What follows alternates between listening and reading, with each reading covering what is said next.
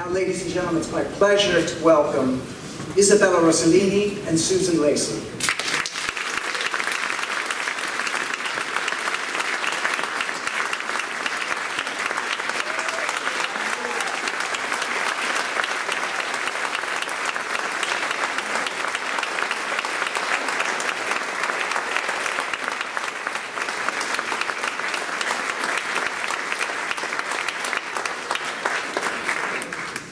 Isn't that the best movie ever?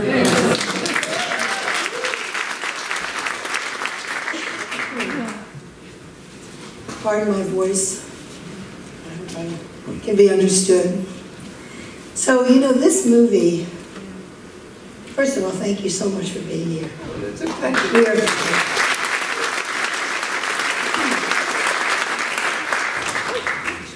This movie has made just about every top 10 movies of all time list there is to make. It also won Oscars for Best Director, Best Movie, and Best Adapted Screenplay. But there are people who feel the film is overrated.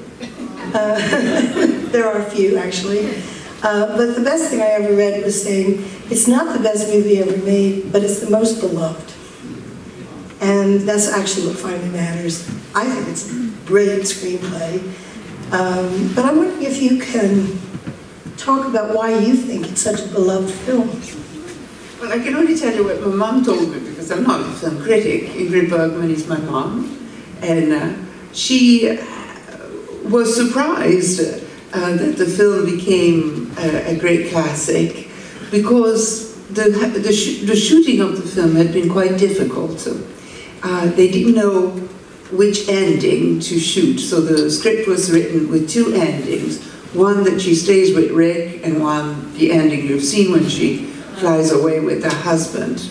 And Mama told me that when she would ask the director, but who am I in love with? I must be in love with one of them. They would say to her, well, play it somewhere in between. So, and then, you know, I asked about Humphrey Bogart. I said, how was he? And she said, well, you know, it wasn't very friendly. It was always in his trailer. I kissed him, but I didn't know him, she said. Yeah, I read that. I think that, and also the Victor Laszlo character played by Paul Henry, I think was very snotty on the set. They thought that Bogart was a mediocre actor. And I think your mother called him a prima donna. He insisted, he didn't want to take the part because he felt that he would be stereotyped. He had been a kind of romantic lead in Now Voyager, and here he was going to play a kind of stiff, you know, guy. He wasn't sure this was the best part for him. He took it because he insisted on having equal billing with your mother, Bogart. Well, you know, it's interesting. He might have a point, because my mom in the 60s was asked, was 20 or 25 years after Casablanca was released, was asked to go to Harvard University to present a film in an evening very similar to this evening. And so she went, very honored, it was Harvard University, but she stayed, you know, to watch the last part of the film, and she was completely surprised to see that all the students were reciting the lines as if it is the Rocky Horror Show. That's right. That she was very surprised, because of course at that time, Bogart was right. He had become, you know, 20 years after, to 30 years after he was this big star, people, you know, it's easy to imitate him. You know, you put the trench coat, you have that accent. And so he became one of the most copied actor, and he had a revival, and so did Casablanca. And it's at that time that I think that Casablanca then became a great classic, and it actually was the second film that the Library of Congress protected. Film were not protected as an art, and the first film I think was Citizen Kane, and then the second time, the second year, it was Casablanca was big. So Mama was very happy about that. Well, it certainly deserves it, but it also has more lines than any other movie ever made in the AFI's book of the most memorable quotes from movies. and 7 of them are from Casablanca. And interesting to know is, of course, Play It Again, Sam, was never in the movie. I was surprised to read, I did a little reading on all this, that Here's Looking at You, Kid was actually ad-libbed by Humphrey Bogart. It wasn't in the script. I didn't know that. And there was one other interesting fact, I'll get to it in a moment. But I did see recently, because this year is the 75th anniversary of Casablanca, and I've seen, I put it in my Instagram, because I saw, I don't know how in all these 75 years it escaped me, a photo of Humphrey Bogart's shoes that had a platform like this, because my mom, of course, was a very tall Swedish. And so he had this beautiful feet, you know, and I was just looking at the last scene where they kissed, where he seems to be towering her, but in fact, it would have been to opposite proportions if he hadn't had those shoes. I read that too, and I was watching the whole time how cleverly they did that. And that reminds me of another scene I read about. Did your mother ever tell you that the scene, first of all, this whole thing was shot on the Warner Brothers lot in the studio. It was not shot. It was all, you know, the only... Oh, but there is a Ritz Cafe in Casablanca, and everybody that goes there that I know, they send me an email saying, I'm at Ritz Cafe in Casablanca. But he was shot at the lot in Beverly Hills, in Los Angeles. But the one scene, the final scene at the airport was shot at the Van Nuys airport. And I don't know if your mother ever told you this, because I had never known this, and I watched it to see if I could see it. That was a model airplane. And everybody running around the airplane were little people. And they did all this fog so that you couldn't tell that wasn't... That was extraordinary, yes, I read that. My mom didn't tell me, because, I mean, it's one of these tricks that you do in films, you know, so if you're in the métier, you don't really pay attention, because you just think, oh, it's one other trick. So to give the dimension of how big it was, the airport and all that, yes, there were models, and then they had little people, so that, but they weren't very far, but they can you imagine optically how the cameraman had to come a little bit further, come a little bit back, so that proportions would look correct, and you know, and just this very big airport with the fog. It's quite extraordinary. Yes, yes. Done that. Yeah. Are there any other stories that she told you from the shooting and the production of the film that you'd like to share? No, I think she had, strangely enough, she did say to me once, you know, I feel that if I had just done Casablanca, I would have had exactly the same reputation. I've done 100 films. So I think, you know, my father was also a film director, and he did a film that was very iconic called Rome Open City, also about Second World War, and Mama did Casablanca that became so iconic. And both had a kind of love and hate relationship with these films, because they, I mean, of course they were very happy that the film was successful and they were remembered and all that. But then there was a part of them that felt like Mama said, maybe we should have just done that one thing, and all the rest was a waste of time. And my father too, I think, felt very prisoned, you know, like in a straitjacket from that film. And when he tried to do films that were slightly different in style, people were, oh, it's not Rome Open City, you know, we like Rome. So I think it was the same for Mama, you know, that sometimes she felt, Casablanca. She must have talked to you a little bit about how she was cast, because it's an interesting story. The myth is that Ronald Reagan was going to play the Humphrey Bogart role. It's not true, it never was. Humphrey Bogart was cast from the beginning, but your mother wasn't cast from the beginning. I know, I don't know that story. No, Anne Sheridan was going to play her, and wasn't available. So they were looking around, and I think somebody wanted Hedy Lamarr, and Hal Wallace, who was the producer, really wanted your mother. But he had to make a deal with Selznick. She was under contract to Selznick. And they had to make a swap, and a real deal to get her.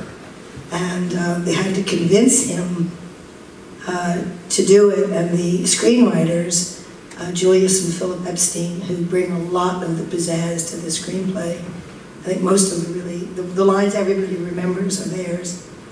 Took Selznick out to lunch and to try to describe the movie, and he was eating soup. He never looked up. He was just eating soup. And then they said, well, it'll be a lot like all that shit in Algiers, you know, smoky cafes and things. He went, okay, all right, I'll make the deal. But she said he wanted, you know, I think he was a little bit in love with your mother. Selznick, I think, was always a little bit, but I mean, nothing, they didn't have a relationship, but, you know, no, she was... My mom's best friend was Irene Selznick. It was David Selznick's, so my mom was Swedish, and she came to America in '39. Well, of course, in Europe, there was the beginning of Nazism.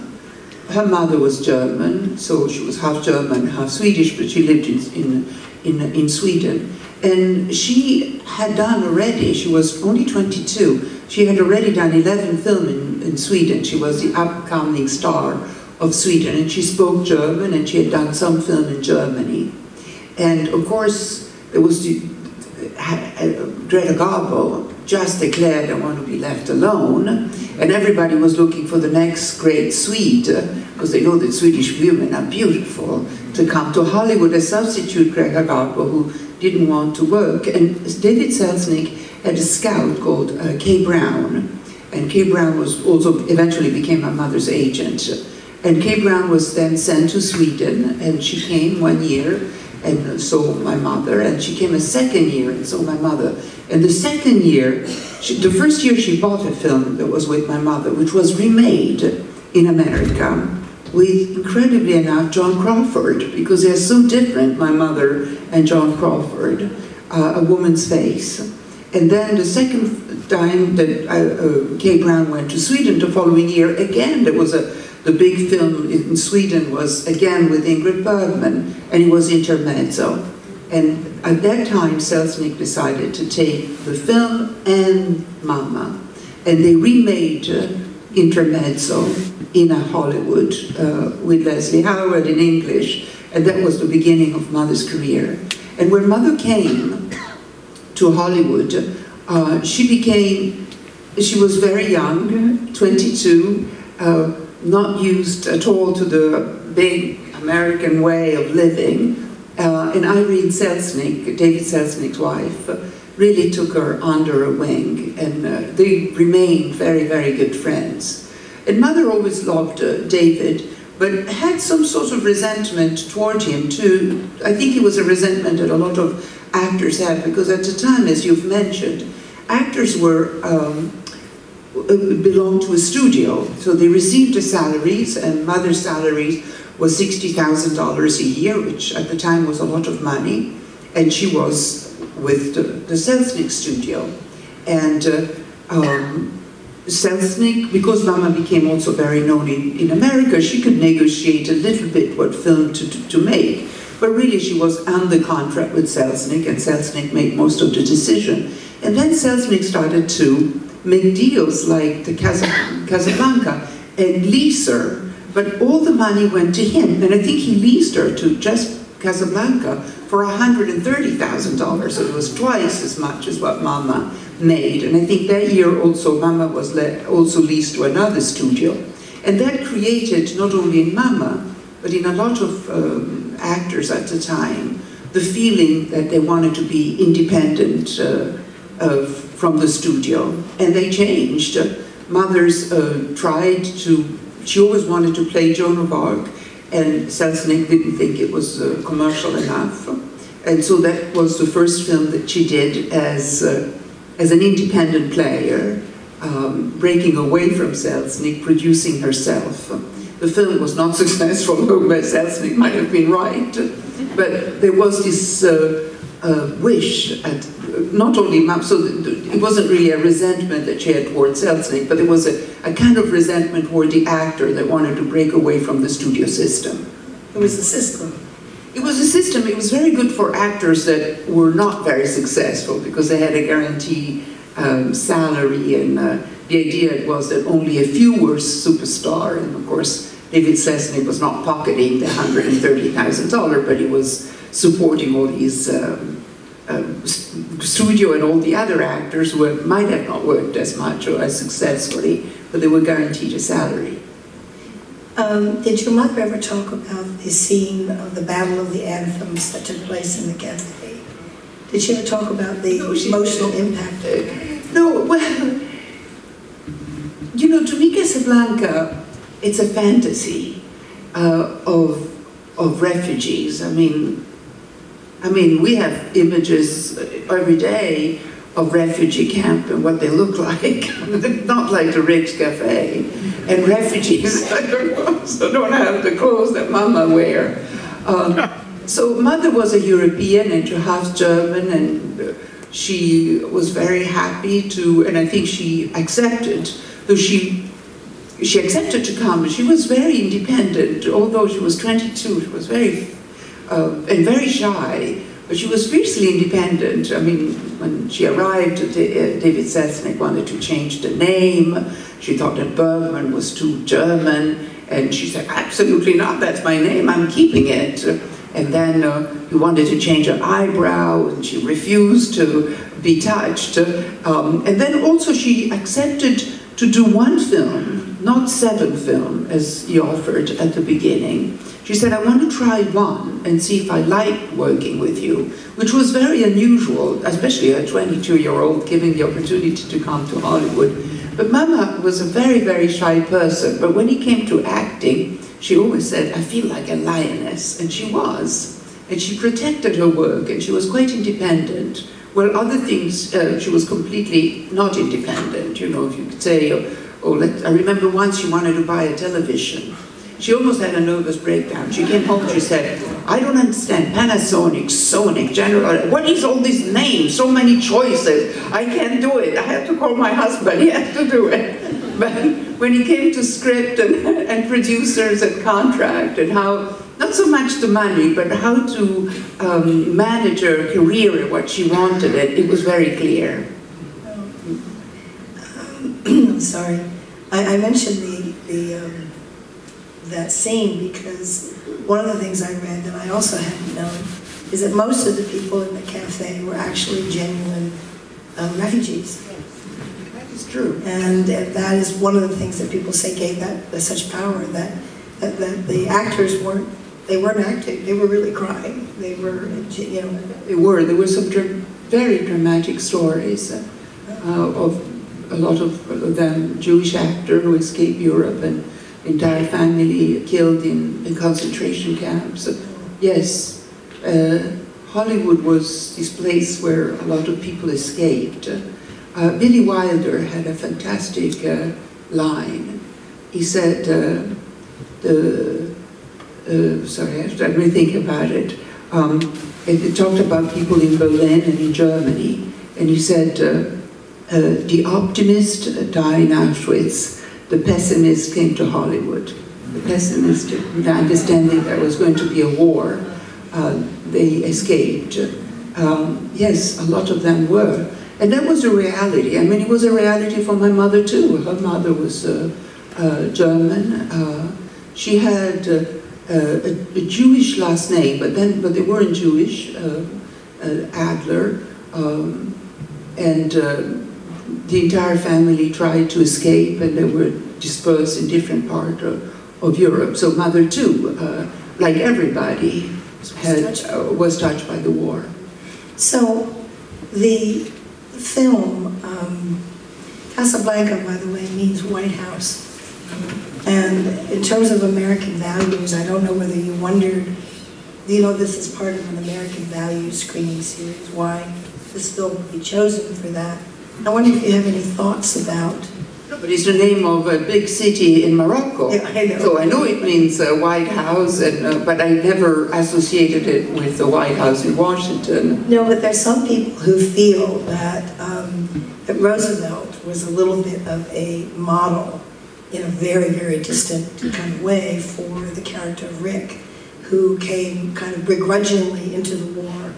And Rick kind of came begrudgingly into the war until finally the nobility of each character kind of forces the right decision.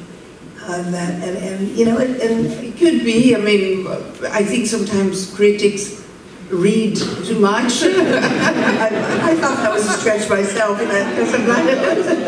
think Casablanca was a play.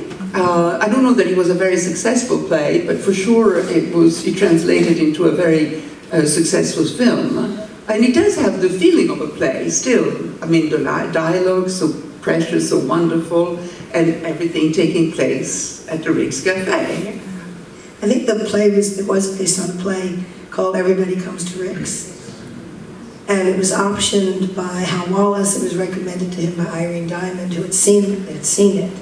And it's one of those amazing stories of a film that almost is better than the sum of its parts. I mean, it was, you know, the casting was up in the air. The script was always up in the air until the last moment. A lot of different people had pieces of the script. I think the best parts are attributed to the Epstein brothers, but Howard Koch had a role in this. And the original play, many of the sort of best aspects of the plot actually come from the play itself, except for the character of your mother. She was a different character in the play. She was American. And she was not, it was a totally different story. The love story was totally different in the play. But they wanted to change the character so that she was involved in the war, involved in the moral dilemma of this film, which it is a film about moral dilemmas, which the director was quite known for, Michael Curtis. That was a hallmark of his movies. But what would you, I mean, would you draw any parallels to this film to today? And I know this sounds like a stretch, but I think there is a little bit of a parallel. Oh, that is a difficult question. No, but I can answer in the past. You know, I grew up in Europe, and my father was making films that were called neorealism. They were very, very the opposite of Hollywood films. They were films that they looked like documentaries, and that's why but they weren't documentaries, but they looked very realistic. So I always felt that I was caught in between these two cultures, one that saw the war like in the polished glamour of the film that you've just seen, and the other in the very moving, heartbreaking of my father's film, or Vittorio De Sica, all that generation of Italians. And I was caught in between, and actually my mom, because I think she was a European and worried about Europe, that was the Syria of today, she wanted to do something, and she went to see my father's film, and she loved it, and waited for my father's second film, Paisa, and loved it. And she wrote my father a letter saying, I want to work with you. So my father was quite surprised that this big Hollywood star at the time, she was the #1, wanted to work with him. It would be as if, I don't know, Jennifer Lawrence writes to a Syrian director saying, I want to work with you. You know, he was totally surprised. But not only that, they fell in love. So that was also, so they made 5 films together and 3 children, and one of them is me. But, so I was always, I grew up between, and I feel so lucky to have grown up in these two worlds of Hollywood, but also of Europe, having these two cultures, cinema culture, in me.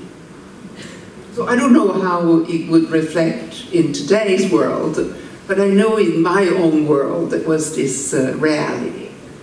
Well, thank you for sharing that. And I know that wasn't always easy in your life growing up, because there was a lot of scandal about your parents. Do you want to talk about that at all, or is that... Well, no, yes. I mean, so when my mother fell in love with my dad, she was married, and but she became pregnant with my dad before she could obtain a divorce. So she was banned from America. She was banned from films. She was considered box office poison. The studio would not use her, and they didn't work with her for about 10 years. So she came, and she was not allowed. The worst was for her, I mean, of course it was terrible not to work with so many people that she had loved and worked, from Hitchcock or Cary Grant or her friends of hers or to Selznick. But she couldn't see her daughter for 8 years because she wasn't allowed back, and the husband wouldn't allow the daughter to go to Europe, and of course the judge sided with the father. And that was very severe. And Mama suffered a lot from it. And then, you know, 10 years later, the Senate took a stand against my mother. They said, from the ashes of Ingrid Bergman, a new Hollywood will be reborn. There was an attempt in the Senate to create laws that would look at actors' morality before the studio could promote them to become stars. First of all, nobody's promoted to be a star. You know better than I that a lot of it is luck. But of course, the studio can ruin your career, but they can, or they can encourage you, but they can't really, nobody knows what makes a star and why the audience reacts to that face instead of that other face. But the Senate thought that it was important, since actors become role model for the young people, that maybe they should be scrutinized before they're given the chance to be leading ladies in big films. Well, I think it was so vague and so difficult that the law never passed. But meanwhile, Mama was not allowed back for decades. What turned the tide? What brought her? What changed that? I don't know. I don't know what. She didn't do anything. She didn't do anything to, you know. I think, as a foreigner, I see this happening in America a lot. So, as a foreigner who lives here, I see this kind of destruction of a character and then resurrection. I've seen it, for example, with Michael Jackson. You know, that became really ridiculed and really and now he's again an iconic, adored person. So there is something in our American culture, because now I'm an American too, that like this process of resurrection. And I think that's what happened to my mom, that after 10 years, she did a film, Anastasia. She shot it in London. It was a studio, the studio Fox, 8 years later accepted her to be in the film, and she was nominated and won an Academy Award. She didn't go pick up. Cary Grant went to pick it up for her. And they had already been in Notorious together? Yes, they had been already in Notorious, yeah. Another role she played with Claude Rains, actually. Yes, right, Claude Rains was it. That's the Helen Hayes movie? Helen Yes, Hayes, yeah. yes, that is with Helen Hayes and Hugh Brynner. So that broke it open, and then she was... That broke it open, and she came back, and then years later, at the time, actors, they also, as they became older, they didn't work in film so much, but they would do theater. So nowadays you do television series or theater, but mostly television series. So my mom, after 45 or 50, she wasn't working in film as much, and so she started to work a lot in the theater, especially in London, and would take production to Broadway and to Los Angeles. And I forgot the play that she did, but it was the first time that she went back to Los Angeles as an actress. But it was years later, it was 30 years after the scandal. And she said that she was very nervous because she knew that in the audience there were all these people that had attacked her, that had, took the position of chasing her out of America. America is a pure country. We don't want these foreigners. They're sinners. And so she was very, very nervous to come on stage.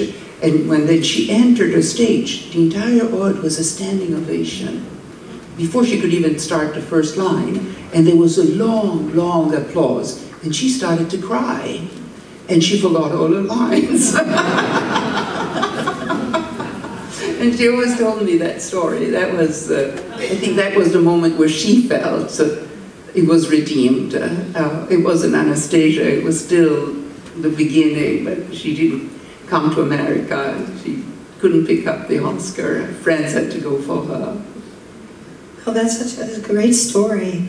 But she must have felt, despite the fact that in a way it was kind of this thing on her back her whole life, she must have felt some pride in this film, because it actually is a great anti-fascist film. Oh, of course. And at the bottom, at the root of it, I think, which is why it is so emotionally successful, is that it is about sacrifice. This movie's about sacrifice. I mean, sacrifice upon sacrifice. Everybody is sacrificing something along the way towards a better good, a better world, and ultimately to fight fascism. You know, you have to make a decision. You have to be on the side of right or wrong, and that, I think, is what is so amazing about this film. This ambiguous character, and your mother playing in between. In between, yeah. And ultimately, they all make the right decision. I wish everybody would make the right decision today, as we see fascism marching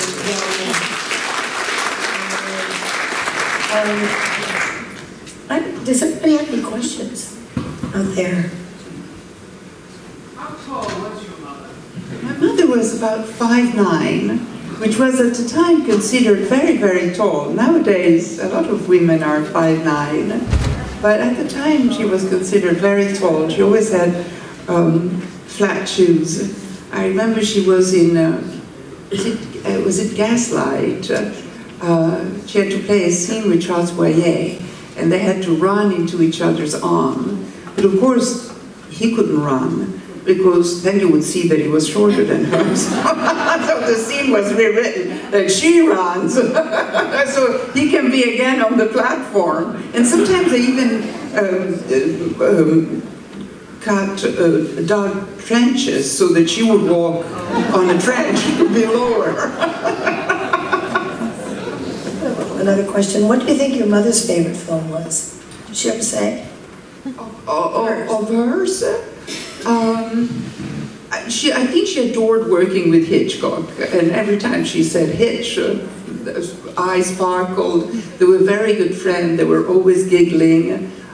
She was a very good friend with Jean Renoir, and she did a film called Helena et les Hommes, which was not successful. And I've seen it recently at MoMA. There was a retrospective of my mother, who in 2015 would have been 100 years old. And the Museum of Modern Art did. And I saw that film and I found it delightful, and Mama was so full of life. I could see it was the same sparkle she had when she sat at dinner with Jean Renoir, you know, so I'm sure, I think the actors love the films. You always hope to make a very good film, but it's the memory of working with friends and the atmosphere on the set that makes you like that film more than others. So I think Hitchcock, probably. And also the film she did in Sweden.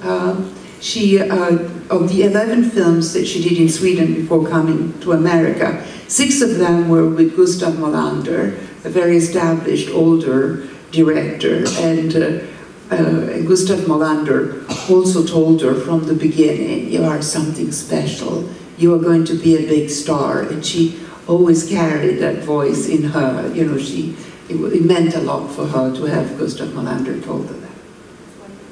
What's your favorite film of your mother's? Well, it's hard. You know, I think the 3 that comes to mind, I mean, I do like Casablanca quite a lot, because also it's very funny. You know, it's very moving, it's very dramatic, it's about sacrifice, but there is also a level of comical that so it combines so many things. But I think Notorious is quite extraordinary. That is with Cary Grant and Alfred Hitchcock directing. I like the films that he did with my father, Viaggio in Italia and Stromboli, I like quite a lot. I study animal behavior. I have a master's degree on animal behavior, and there is a particular scene in Stromboli that is incredible to me, because it's called the tonnara, it's the tuna fishing. And it's an incredible scene where you see this very primitive way of fishing with boats making noises to gather the fish. And then they kill all the fish with spear. But these millions of fish that are brought out, and everybody's praying because it's God giving abundance. Well, that fish is a tuna, a Mediterranean tuna that is highly endangered, and he is in a moratorium, we can't eat it. And so that film, to me, shows also an Italy that has changed completely, an Italy that was a primitive country that has become now one of the 7th largest economies, and rich and evolved, and I lived through it. You know, I was born when Italy was still very poor, and I lived through this enormous, so Stromboli reminds me of that Italy and what we have become. And then I do like very much Autumn Sonata, directed by Ingmar Bergman. It was the last film my mama made with Liv Ullmann. And she was very delighted to work with Bergman. It's a wonderful film. Yeah, they're not related, Ingmar, and it is the same last name is a common last name in Sweden, like Smith or White, Bergman. And but of course, Mama there too. You know, she did it again. She left a little note. They were at the Cannes Film Festival, and Mother was the president of the Cannes Film Festival, and I think Ingmar Bergman was presenting a film, and Mama slipped a little note in his pocket saying we should make a film together. Exactly the same thing as she had done with my dad. We are the two Swedes known internationally, and we haven't worked together. That has to be corrected. And they did do a beautiful film, Autumn Sonata. Did she ever think about producing? No. Mother, no. She always wanted to be an actress. She went to the theater. Her father was a painter and a photographer, and also sang in a choir, and brought her when she was 14 to see opera, you know, when she was little, see the opera. And Mama, and then one day when she was 14, she brought her to see a play. And for Mother it was a revelation. She said, I didn't know that you could act and not sing. I always liked the acting, and I was so bored with the singing, and I always thought that I would have wanted to be, if it only existed, a theater without the singing, because she's in the opera before. And so she always wanted to be an actress. She was very shy, and she said that, so I think when you're shy, you're always a little bit uncomfortable, but when she was on stage or when she was an actress, she felt very strong and very brave, and so she loved it. And I am an actress too, and I often see that in actors. I've recently worked with Robert De Niro, who also felt the same. I felt he's so shy, and yet he's like, you know, oh, like an actor, but as a person, he's always, you know, high. Like my mom was always red, sometimes so red that she would kind of burn her skin. You know, we had to put ice cubes because she was so red. She blushed so much. One last question for me, and then I'll open this up to the audience. You know, her relationship with Cary Grant, I presume, was as wonderful as it's on screen. And I remember Indiscreet as a movie that I absolutely adored. Indiscreet is charming. It is really a charming film. But I also loved her in The End of the Sixth Happiness. Did that movie have meaning for her? She liked the film quite a lot. I think it was a happy shooting was happy, and the Innocent Happiness was shot in Wales, though they pretend to be China. This is another miracle of cinema. Casablanca was filmed in Los Angeles, and China was filmed in Wales. Okay, so some questions. You've written about an anecdote, which I wonder if you would mind repeating. It has to do with what happened to you when you were shopping in an antique shop. Could you tell that story? You know the one? Yes, I know. So, all my life I was told that I looked like my mom. And sometimes, you know, I would stop a taxi in New York, and I would get in the taxi, and the taxi driver would say, oh, I thought I was going to pick up Ingrid Bergman. So, you know, I said, well, because when Mama and I, we looked at each other in the mirror, we said, yes, there is a resemblance, but we didn't look exactly the same. I'm much darker, she was blonde. But, you know, we're told that we look very much alike. So one day, Mama had died already, and I was in an antique shop in Soho, and I was walking around. There were lots of mirror and crystals and objects. So I was looking around, and I see a lady, and I thought, wow, you know, she reminds me of my mom. But she is a little bit snobbish and a little bit standoffish, so I say, I don't want to disturb her. So I would walk, you know, the opposite way, look at other things. And then she appeared there too, and again, I didn't want to disturb her. I said, oh man, she looks so much like him. And then I realized that it was my reflection. I was seeing myself in the mirror. I didn't recognize myself. I did think I looked like my mother, and I also thought I was snobbish and a little bit standoffish.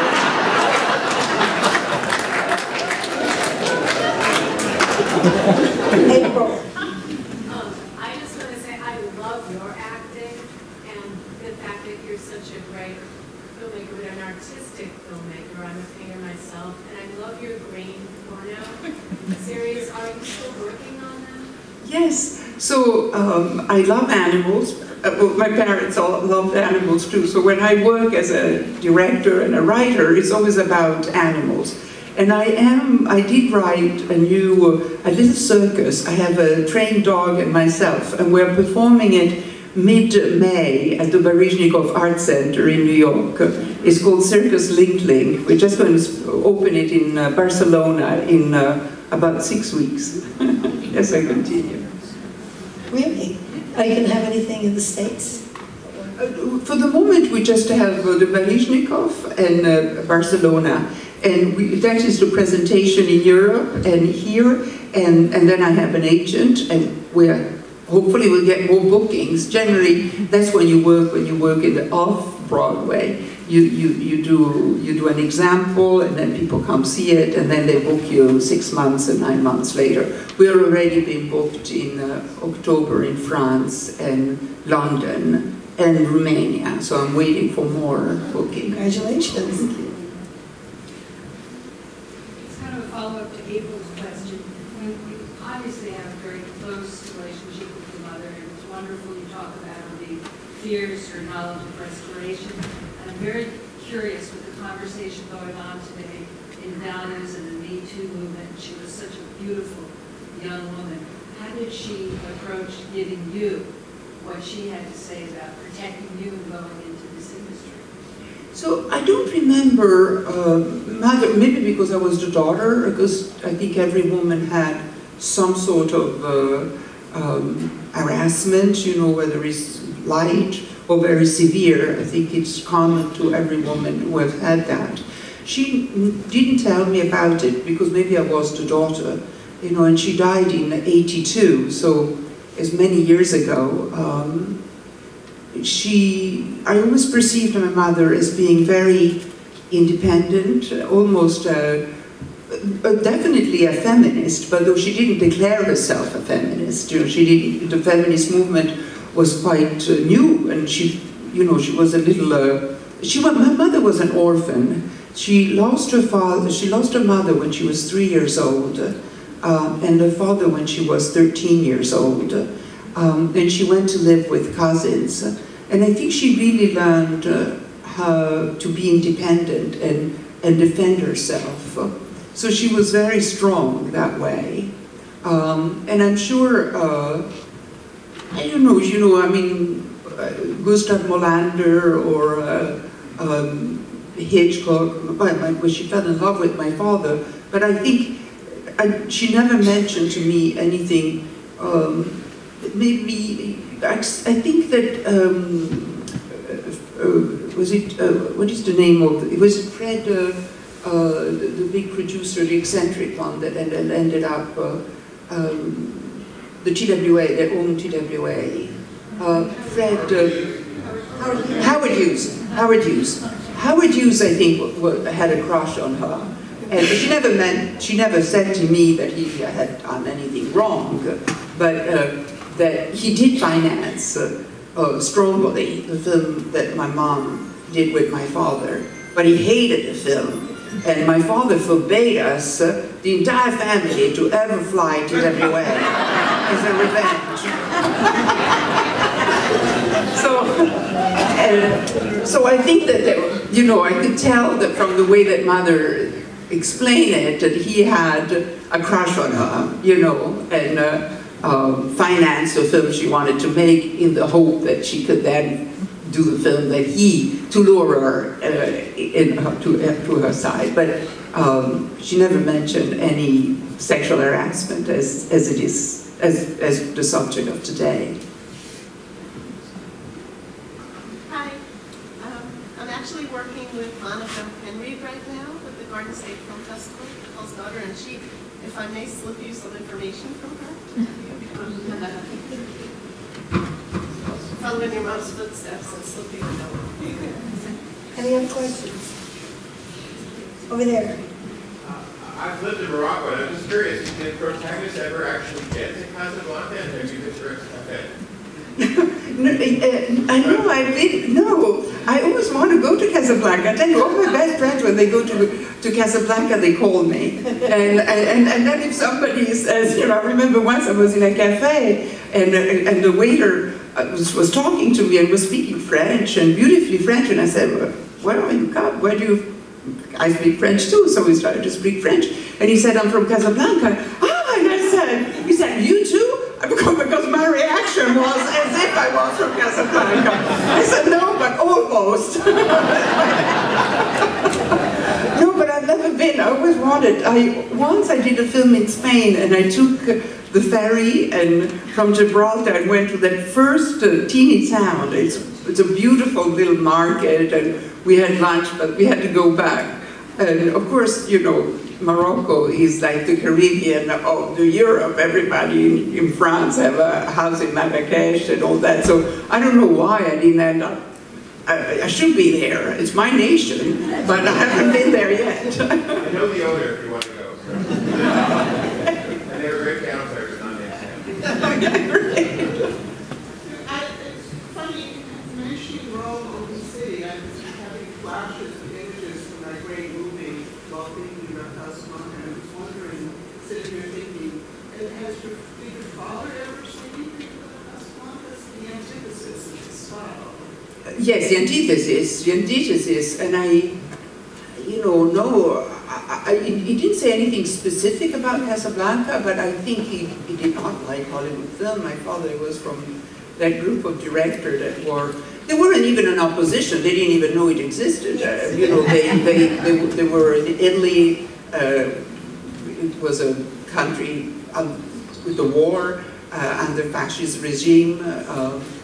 Lots of things were censored, and so to him, the film was completely, he always said to me, it was a moral imperative, it was a need to tell the world what we had lived. My father made this film that looked like a documentary, and he really gave the voices to the civilian during the war, because there's a lot of propaganda films, but or war films with military and all that, but so it was a complete different approach. It wasn't entertaining, it was informing, it was crying out your pain, crying out for help. So it was a completely different. I would imagine that if you looked at Casablanca, you would be stupefied about the refugees, all in a cafe playing roulette and drinking champagne,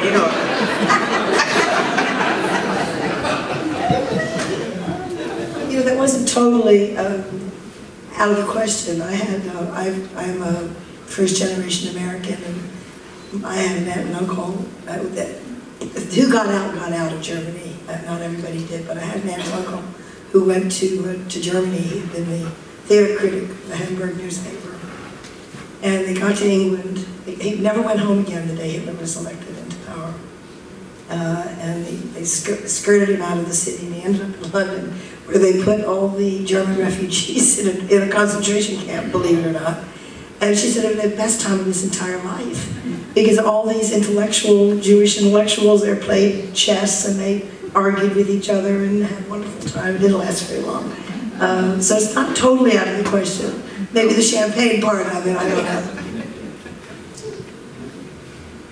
To go back to the Me Too issue that we're dealing with now, we've all seen this film so many times. I wonder whether the exploitation of women, which is a sort of a comic leitmotif in Rings, and Captain Renault, and it's all sort of accepted, whether seeing it right now strikes a slightly different note, given what we know has been happening in Hollywood for decades.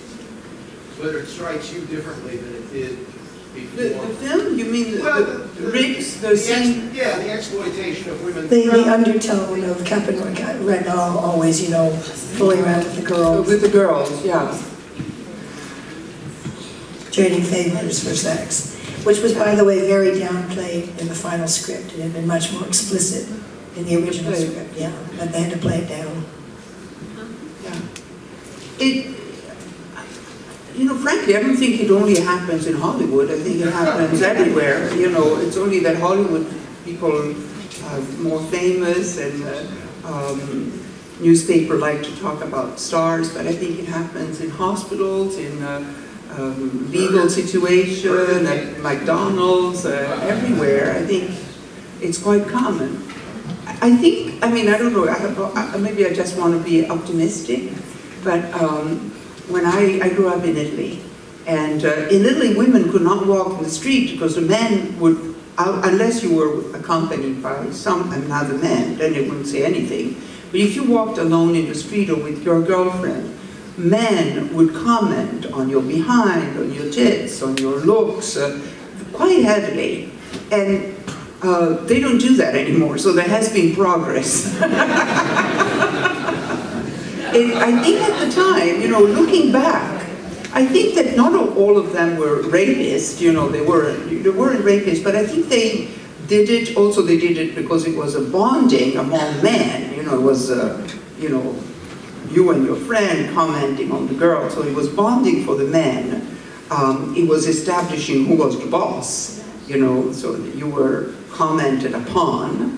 But it doesn't mean that we're going to act upon what they were saying. They were just saying it.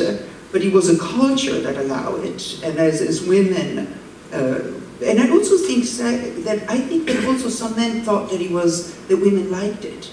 That we took it as a compliment.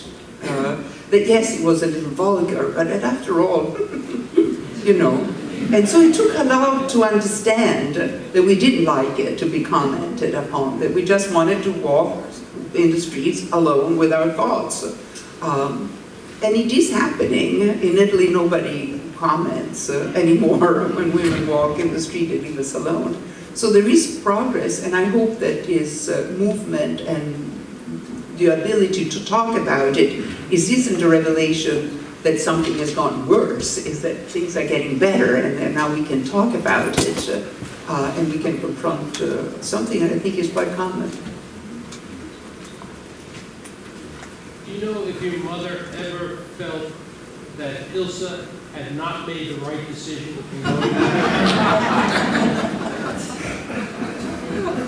No, but I tell you that a few years ago, no, several decades ago, I was offered a script, and it was a continuation of Casablanca, and it was me playing my mother, playing Elsa, going back to Rick's Cafe with the baby. Rick's baby.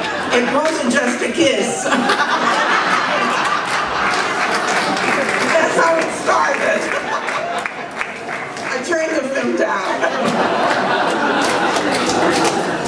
Just one last observation. Apparently, there was going to be another scene with Ingrid Bergman, Humphrey Bogart, and Claude Rains while they were all on a boat, kind of aftermath of all of this. And but they couldn't do it because this is, I guess, was going to be with the other ending. But they couldn't actually shoot it because they couldn't get Claude Rains back to do this. I don't quite know the whole story, but there was going to be this other thing. And David Selznick heard about it, and he said, "Oh my God, no, you can't change that ending." And on that note, thank you very much.